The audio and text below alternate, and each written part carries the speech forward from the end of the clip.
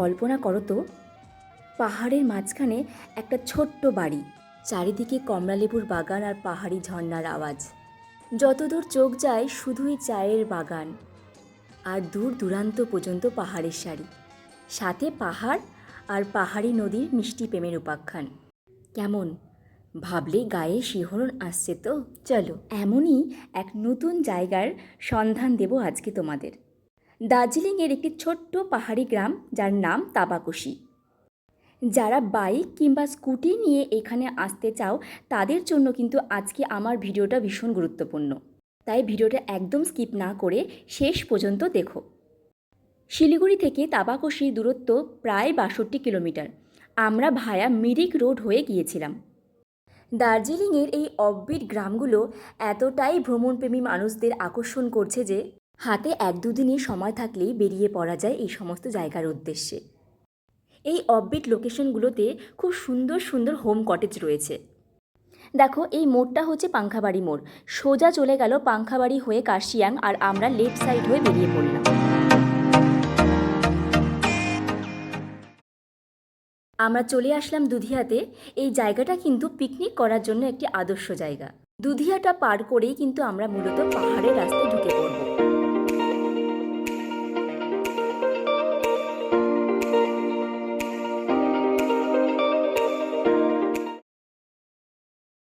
যেতে যেতেই দেখবে বাঁদিকে একটা সুন্দর শিব মন্দির। এই মন্দির থেকে চারিদিকের ভিউটা কিন্তু অসাধারণ, কিন্তু এখানে চারিদিকে মেঘে এতটাই ঢাকা ছিল যে সেই ভিউটা আর দেখতে পাওয়া যায়নি।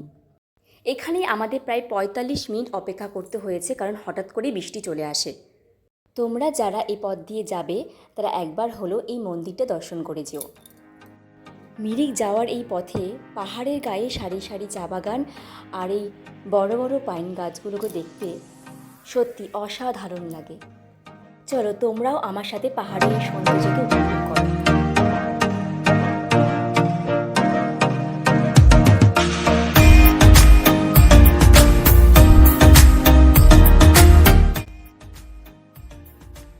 সোজা এসে ডান দিকে চলে গেল মিরিক লেক, আর আমরা চলে যাব বাঁ দিক দিয়ে।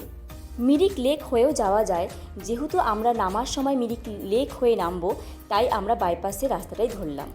মিরিক লেক আর বাইপাসের রাস্তাটা এইখানে মিলিত হচ্ছে। আমরা সোজা এখান থেকে বেরিয়ে যাব।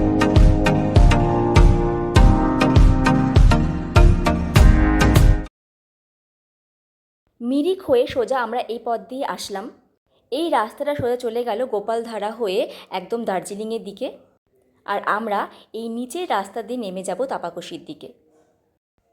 এখান থেকে গোপালধারা টি স্টেটের দূরত্ব প্রায় 4.5 কিলোমিটার, আর এখান থেকে তাবাকোশির দূরত্ব প্রায় 8 কিলোমিটারের মতো।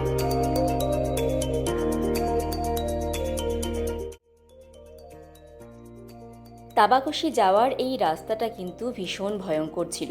যেহেতু আমরা এই দিকে প্রথম, তাই আমরা জানতাম না তাবাকোশি যাওয়ার আরও একটি রাস্তা রয়েছে, সেটা হলো গোপালধারা হয়ে। তবে একটু ঘোরাপথ হয় বলে বেশিরভাগ মানুষ এই রাস্তা দিয়েই নেমে যায়। আমরা অবশ্যই তাবাকোশি থেকে ফেরার পথে গোপালধারা হয়ে যে রাস্তাটা নেমে গেছে তাবাকোশির দিকে, সেই রাস্তা দিয়েই ফিরব। তোমরা সেই রাস্তাটাও দেখে নিতে পারবে। দেখো শুধু রাস্তাগুলো কতটা খাড়াইভাবে নিচের দিকে নেমে গেছে। খাড়া পথের সাথে সাথে রাস্তাগুলো ভীষণ খারাপ ছিল, যার জন্য একটু চালাতে অসুবিধাই হচ্ছিল।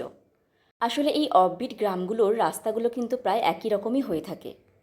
তবে চারিদিকে প্রকৃতি এত সৌন্দর্য দেখে এই ছোট ছোট বাধাগুলো যেন আর বাধা বলে মনে হচ্ছিল না।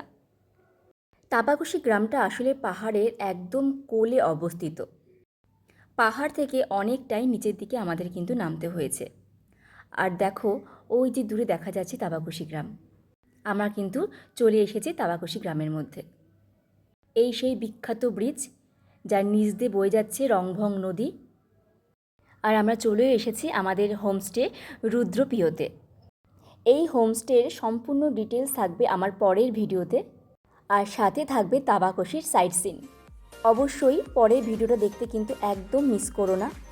আর আজকের আমার এই ব্লগটা তোমাদের কেমন লাগলো অবশ্যই আমাকে কমেন্টে জানিও। আর যদি ভালো লেগে থাকে তাহলে আমার পেজটাকে অবশ্যই ফলো করে দিও।